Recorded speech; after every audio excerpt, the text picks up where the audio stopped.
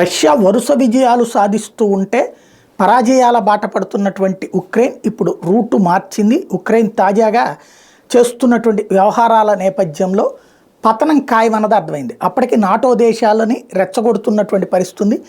NATO దేశాలు కూడా అక్కడికి దగ్గరకు వచ్చి కూర్చుని ఉన్నాయి. అటు ఫ్రాన్స్ కానీ వీళ్ళందరూ కూడా ఆ సమీపంలోనే యుద్ధ విన్యాసాలు చేస్తున్నారు. పోలాండ్ దగ్గర ఏదైనా తేడా వస్తే కనుక, వాళ్ళ మీద ఏదైనా దాడి జరిగితే కనుక ఆటోమేటిక్గా యుద్ధానికి సన్నద్ధమై ఉన్నారు. ఇప్పుడు పోలాండ్ అందుకనినే తాజాగా నాటో దేశాలకు ఒక విషయాన్ని చెప్తోంది.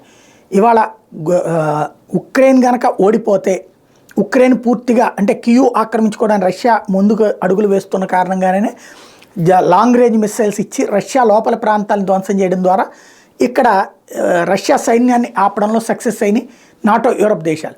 అది మరింత ముందుకు వెళ్ళిపోయి కియూని కనుక ఆక్రమించుకుంటే నెక్స్ట్ అప్పుడు టోటల్గా ఉక్రెయిన్ వాళ్ళ హస్తగతమైనట్టు. ఆ తర్వాతన పోలాండ్నే హస్తగతం చేసుకుంటారు. కాబట్టి యూరప్ దేశాలు సిద్ధం కండి ఇప్పటికైనా అని అడుగుతున్నది పోలాండ్.